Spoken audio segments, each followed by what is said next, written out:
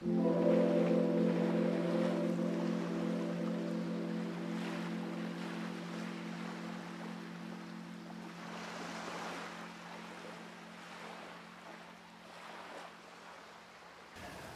of my favorite topics when I present a program is called You Already Know. And the alternate title is The Guru and You. And I love this topic because so much of our angst revolves around the idea that we don't know, and that we need to go to experts and we need to have other people tell us how to live. Someone once told me that a consultant is someone who borrows your watch to tell you what time it is. And so a lot of us may go to astrologers and psychic readers and various occult experts, and they can be quite valuable, to tell you the truth, and a good one will help you. But ultimately, what we're going for is self-knowledge. Once I was at a retreat center and I was walking to breakfast, and a woman said, "Excuse me, do you know what time it is?" And I said, "Well, I think it's 9:15. I didn't have a watch, but I took a guess." And she thought for a moment. She said, "Oh, I think it was 9:15 about half an hour ago." So I thought, well, why'd you ask me? and something inside her knew, you understand? I used to be Orthodox Jewish as a young man. I undertook that religion.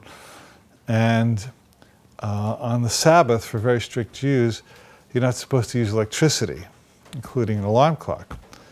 So I had to wake up on my own each Saturday morning, and I had to be at temple by 9, and I had to get up at 8 to get there by 9. And I remember a number of times when I opened my eyes, just as the second hand was touching the 12 on 8 o'clock. It was precisely 8 o'clock. So something inside me knew what time it was. That's kind of a surface example, but I would say that there's something inside you and everyone that knows who to date, and who to have sex with, and who to marry, and which job belongs to you, and which house belongs to you, and what to do with your kids. And any question you could ask me or any person who's a self-help teacher, if you sat with it long enough, you could get the answer yourself. And the truth is that any good teacher throws you back on self-knowledge. There are two kinds of gurus. One guru says, both gurus sit by a river, and one says, "Here's bottled river water, pay me $1." Another guru says, "If you like the water, I'll show you where to get it from the river."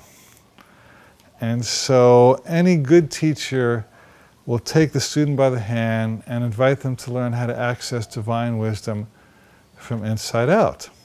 And in the recent movie, The Love Guru, which I'm not necessarily recommending, Mike Myers made the joke G-U-R-U, and that's been quite an interesting acronym in the self-help movement. G-U-R-U means the guru tells you G-U-R-U. In other words, don't try to be like me, try to be like you. In fact, a friend of mine was studying with a shaman in New Mexico, and she asked him, "How can I be more like you?"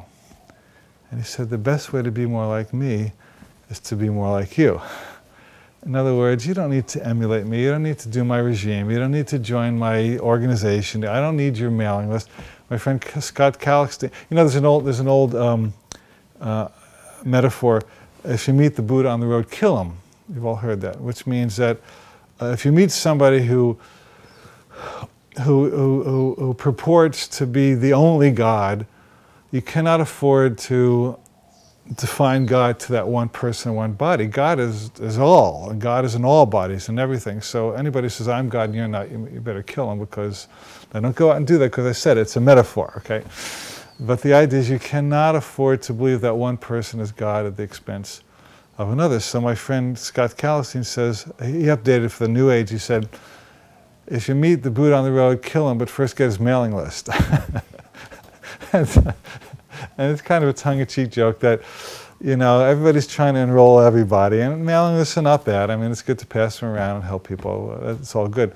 But if you need to have an organization to prove that you know what God is, if you need to proselytize people to prove that what God is, or if you need to be an expert and somebody isn't to prove what God is, you got the cart before the horse. So what if you went home today and you imagined that you really knew the answers to your questions? And what if you took a a journal and you said, okay, what am I supposed to do about my relationship? And you imagine what your favorite guru would say, and you wrote it down, I bet you'd be on the right track. In fact, in my programs, I do an exercise called the Wisdom Council, where I invite people to invite all the great masters they know in spirit and have an imaginary meeting with them and ask them a question and write down the answer. And you would be amazed at the stuff that people come up with brilliant wisdom. And they go, oh, I guess I knew that. And I say, well, I guess you did.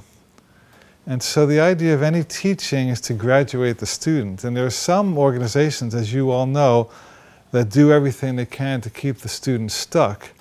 And as soon as you attain one level, they say, well, you thought you had it, but now there's a next level. If you just pay us the next fee, you can go to the next level.